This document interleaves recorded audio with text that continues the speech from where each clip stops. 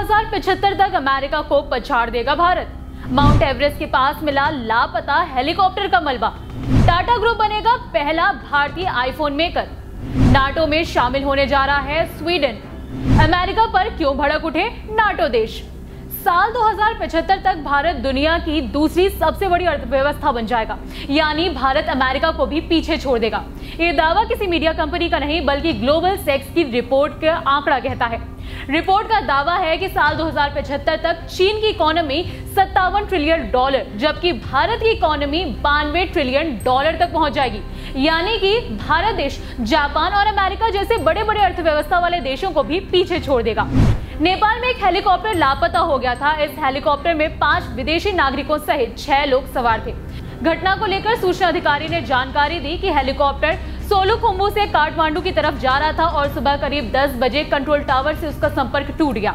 Helicopter में 6 लोग सवार थे, जिसमें से 5 यात्री और एक कैप्टन था। काफी ज्यादा सर्च करने के बाद पता चला कि हेलीकॉप्टर क्रैश हो गया और उसमें बैठे सभी 5 विदेशी नागरिक मारे गए। हेलीकॉप्टर का मलबा माउंट एवरेस्ट के पास मिला है। ANI के मुताबिक गांव के लोगों ने बताया कि क्रैश होते ही हेलीकॉप्टर में धमाका हुआ और आग लग गई।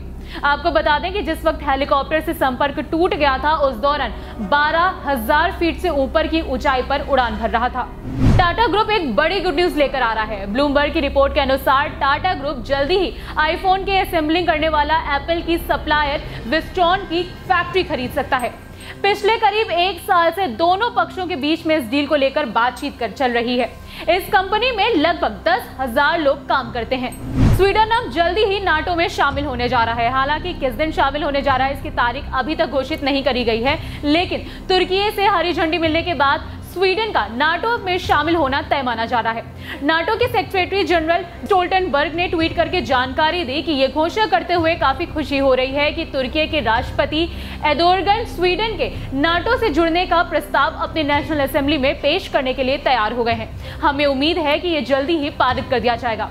ये एक ऐतिहासिक कदम है जो सभी नाटो सहयोगियों को मजबूत और सुरक्षित बनाता है। स्वीडन को नाटो से जोड़ने के लिए काफी लंबे समय से प्रयास किए जा रहे थे, लेकिन तुर्की स्वीडन के रास्ते का रोड़ा बना हुआ था। तुर्की का आरोप था कि स्वीडन आतंक के खिलाफ पर्याप्त कदम नहीं उठाता है और एंटी इस्लामिक गतिविधियों को हवा देता है। अब नाटो मेंबरशिप के बदले स्वीडन तुर्की के यूरोपियन यूनियन में शामिल होने के प्रयासों का समर्थन करेगा। अमेरिका ने यूक्रेन को क्लस्टर बम देने की घोषणा करी है। अमेरिकी राष्ट्रपति जो बाइडेन ने यूक्रेन को क्लस्टर बम देने का बचाव किया है और इसे कठिन फैसला बताया है, लेकिन नाटो के ही कई देश और कई यूरोपीय सहयोगी देश विरोध में हैं।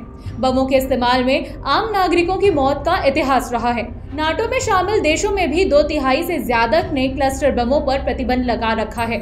लिथुआनिया में नाटो की अहम बैठक से ठीक पहले अमेरिकी राष्ट्रपति ने अपने फैसले पर मुहर लगाई है।